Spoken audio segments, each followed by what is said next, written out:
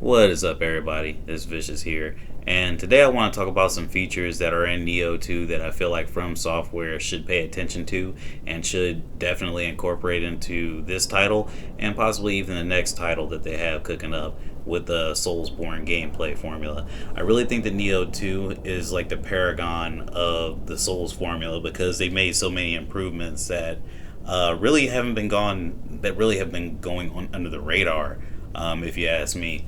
As you can see, I've spent a lot of time on Elden Ring. I have 3 builds here, which I'll talk about that. It's way easier to make builds in NiOh 2, even though it took them a couple DLCs to work out its system.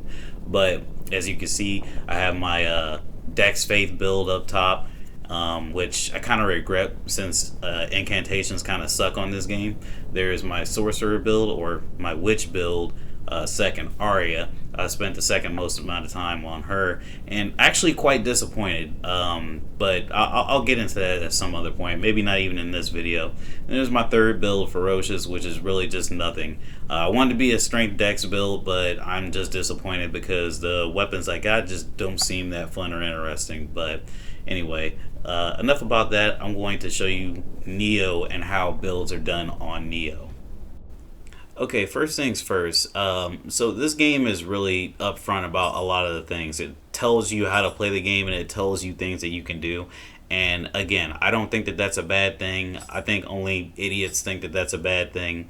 Them telling me that I'm able to change my character to any appearance that I like and save it is really nice and refreshing, because you know how you do it on Elden Ring? On Elden Ring, you have to go and look in front of a mirror, and I don't think anybody even tells you that that changes your appearance.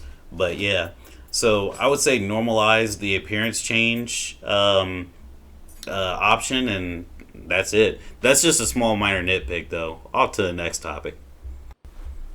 So the next thing I want to talk about is just storing builds in general. So when you go to the hut in NiOh, you can actually store and save builds that you like. For instance, as you can see, I have my Kunimitsu build, which was my very first build, very strong on dexterity, magic, and skill, and a pretty good heart build up. And yeah, I really like this build, and it's something that I think I'll keep forever, just for the simple fact that it works so well for me, and I think it's very effective.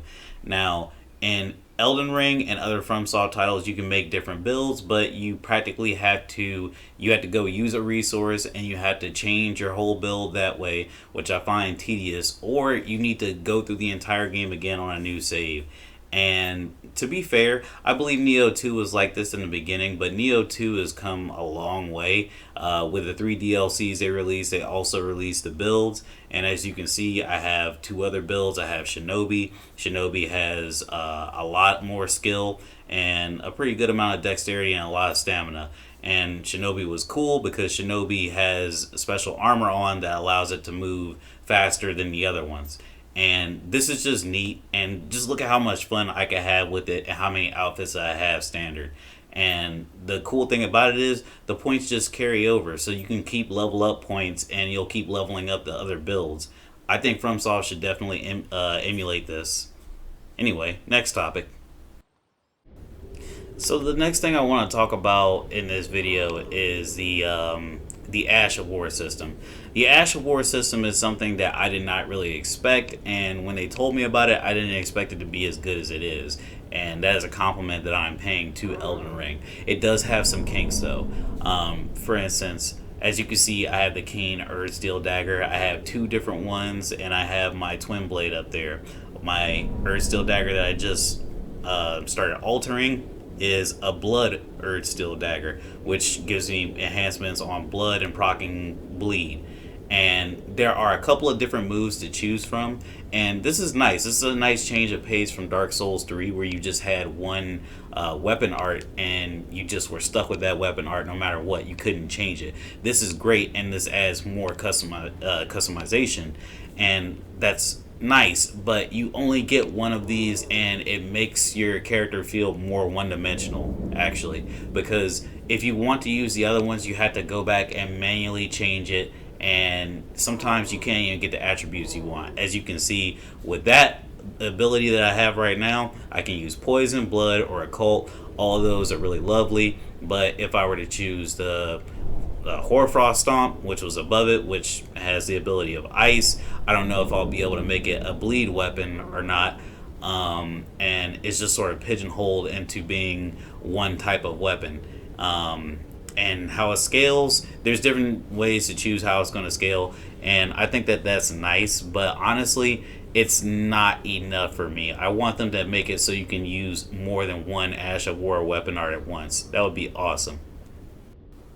I'm putting up this part of the video just to simply show you that you can have multiple different weapon arts, if you want to call them that, for one character. And I get it, NiOh is a game where you have multiple stances, but I feel like it can still be done in a From Software title. They would just have to change the control scheme, which, you know, to be honest, like, what would be so bad about that? Like, we've had the same control scheme since whenever Demon Souls originally released. I think it's time for a fresh new coat of paint, and I think that it's time to like release the restrictions on the characters and just let them have as much fun as possible.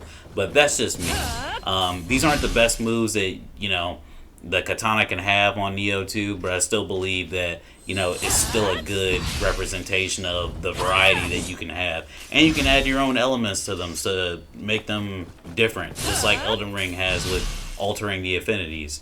But that's enough of this one.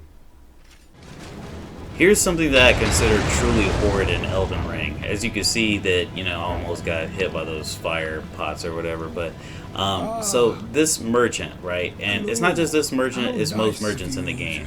Most merchants in the game are actually pretty worthless. Let's take a look and see what he has to sell to you. Obviously, I've been here before. So he has a cookbook which has something worthless, and he has a stone sword which can get you into some secret areas. Overall, there's nothing here, and this is like midway through the game, and he's only offering a little bit of clothing and some ammo that I could probably craft if I got the right cookbook. All in all, I think that the merchants in Elden Ring are garbage, and From Software should know better. In Dark Souls 3, they had a way better merchant system.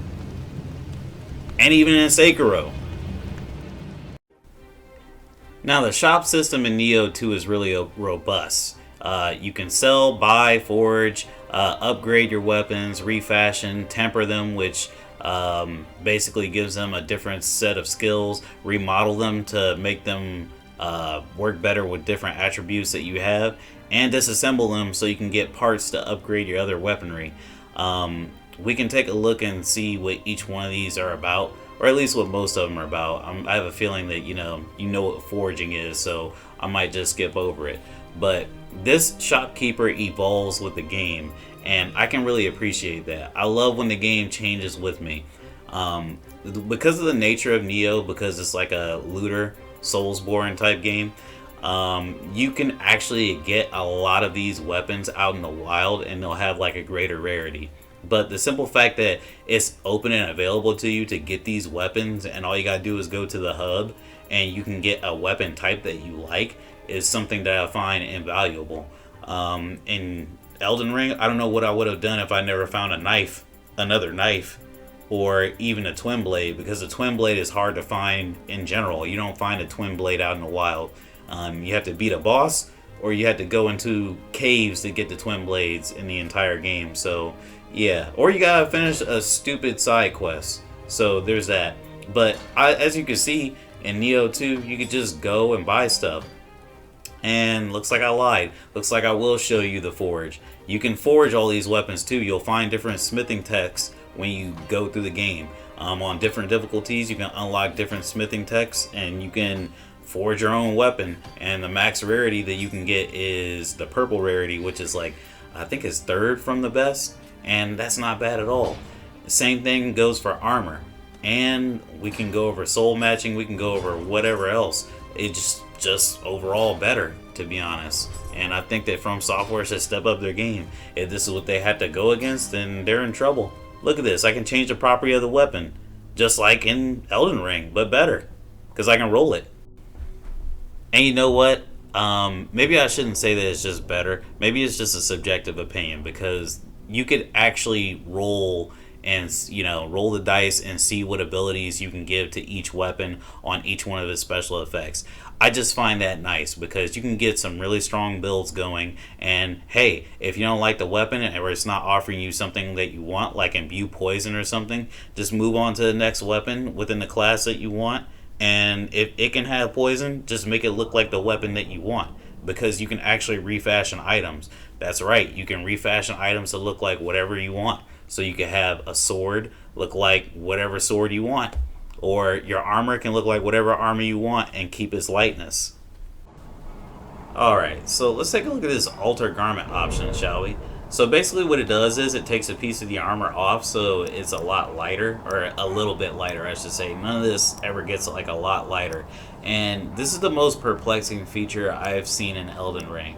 It's like there's potential behind it. Like if you could alter the garments to have like a much better look to them, or change the color, or hell, even make the garments look like other garments like I mentioned before, refashioning in NiOh 2, like this would have been really cool. But a lot of these end up just being armors that you take the cape off of, and it's kind of sad, to be honest. Like there was so much potential here, and hopefully they change it with some DLC, but as of right now it's worthless and it's a eyesore.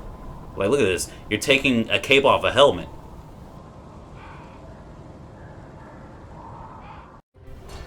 Now in contrast to what I just showed you, let's take a look at refashioning, right?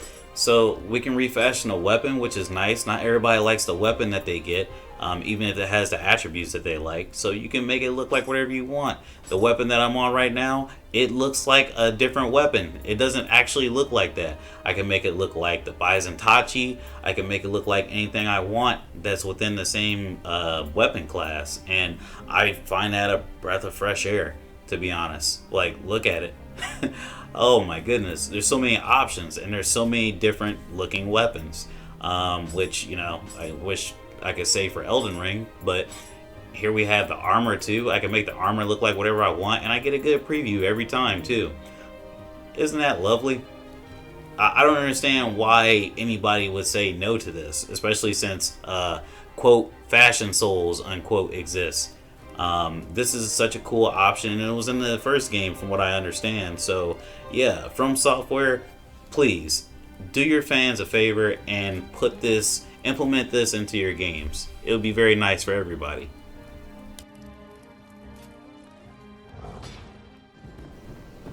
Hey guys, in this area of the video, the audio actually got messed up. Actually, the whole video has been messed up, if you can believe it or not. I was in a hurry and I saved this video as a file all together before I was done editing, and there was so much said that I really didn't want to go through it again. So hopefully you can forgive me on that if you've been with me so far, if you've been this patient. Hopefully you can. But in this part, I'm just showing off my mage build on, well, Elden Ring. And don't get me wrong, the mage build can be quite fun, but I feel like this game really makes you think about what you're using in terms of magic. And as a mage build, as someone who has a mage build whose magic intelligence has gotten up to like in the like 40s, and my mind is up to like, I think it was like 30 something. I gotta say, this really does not feel like a very fun style, especially in the late game. I am under level for this area, but the game really is trying to pigeonhole you to use certain spells, and I really hope that, you know, FromSoft fixes the variety issue that they have, not just with the spells but with incantations. I feel like they all could be improved to some degree. And you know what? Maybe that's just something that's really subjective with me. They wouldn't let me move there. Like, that's what happened. That's why I got hit there. I couldn't attack. I think it's because of the Bluetooth and my PC was messing up. But whatever. Anyway, yeah. Back to the mage build. As you can see, I'm just using a bunch of magic, and there's a finite amount of magic that I have, and there are enemies that I need to go through. And obviously, the magic that I'm using is not killing them effectively enough. Now you can make weapons so they scale with intelligence. So if you want to use magic like a witch or a sorcerer, whatever you know you want to do, you definitely can upgrade your weapons to fit your playstyle. But I think that sort of defeats a little bit of the purpose of your your build, because otherwise, why wouldn't you just pick a Dex build and just scale it with Dex, right? When I'm thinking about doing a magic build, I think that they should make it so magic really is potent, and there's easier ways to get it back. To his credit, there are easier ways to get magic back besides using a flask in this game than in Dark Souls 3. As you can see, every time I kill an enemy, I get a super small amount of magic back, which is awful, really. It's not enough to keep going. It's not sustainable, and that's something that I think that FromSoft could really learn from NiOh. They can make magic more sustainable and overall just more interesting. I'm actually going to cut this clip here in a second, and I'm going to show you my Mage build in NiOh. Keep in mind, my Mage build in NiOh is really rusty. I haven't played in a couple months. So let's take a look.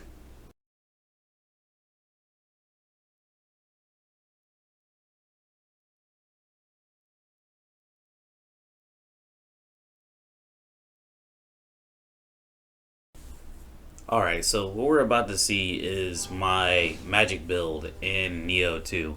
Now what this build allows me to do is it allows me to use magic, and if I inflict a certain amount of physical damage on the enemy, then I get whatever magic I use back. Also, it has a very high efficiency for magic, which, you know, could mean a lot of different things depending on who you're asking, but to me, what it means is I have the ability to use magic, and sometimes it doesn't get used. This specific capability is called unused magic, and you've just seen it used there twice. I didn't use any sort of magic. I didn't like waste anything. I got my magic back, and those are shots, and they're really strong and they're really effective. And it's not just those shots. There are different shots that I can use from different elements, 3 different elements, including lightning. There's lightning, water, fire, and darkness and purity get worked into it, but you know, they're not as there's not as many spells for them as there are for like the 3 that I mentioned. There's darkness right there. I just shot a laser, and you know, potentially that laser could cost me nothing if, you know, I hadn't already used something else. But because that's how it works. When you use certain magic and then you use another magic, you can't refill it because you're working on refilling the second magic that you've used, or the magic that you use next. And I just used that, and it did not cost me a thing. I like that about NiOh. Now, you do have to grind to get your build up to that point where you're that efficient, but the simple fact that it's there for you to use and it's as effective as it is. Right now, this difficulty is the second highest difficulty on the game, which is Dream of the Wise. And as you can see, I'm not really having that much trouble. Since I grinded appropriately and I got my magic up to a certain height, all of them seem to melt. And now I could fight on the highest difficulty, but you know, I didn't feel like it, and I don't think I should have to show you the highest difficulty on things. I think that's something that you know, I need to get over, because I'm always trying to show people the highest difficulty on things, but really I don't think people watch for the skill. If people are watching me at this point, I think it's just because they want to see me explain something or talk about something. So there you go. Yeah, look at that. Look at that damage. And because I inflicted him with lightning status, the electrocuted status, he slows down his movement. That's another thing. Magic has more than one dimensional usage in this game. I don't think much magic has a lot of use in Elden Ring. There are some magics that are unique, like death, but nothing like fire inflicting a burn status on you, or lightning making you slower, or water, which in this game I believe is supposed to like make your physical attack stronger, and it's really good and really strong on enemies that are weak against it, like they're right there. That was ninjutsu. That's another thing. Ninjutsu and magic are separate in this game, sort of like how intelligent like sorcery spells and incantations are separate on Elden Ring, or if you're an OG player, the prayers, or what the hell are they called again? Miracles. The miracles. How they're separate from sorceries and stuff like that. It's very similar to that. except both of these are effective, and they're both different ways to go about doing some things. They each have their own different slots. You can fill up your slots with Amio magic, and you can fill up your different slots for ninjutsu. And that's really interesting too, because you can't separate those in any From Software game. You're filling up the slots that you can use for magic, and that's it. You only get a finite amount, and they fill up the same slots, whereas these are different, and they're numbered, so you don't really have like a gauge, and they don't take any sort of stamina, which is cool. You know, I'm not saying that FromSoft should do that necessarily, but I do like the fact that they're numbered, and I can replenish them with an item that I can really buy from the store. So overall, I'm saying that the way you can make an archetype in NiOh is way better, because it's not just this. You can make an archer slash like gunner in this game, and it's just really interesting compared to like what else you have to work with in FromSoft games. But that's it for this video. I'll holler at you guys later.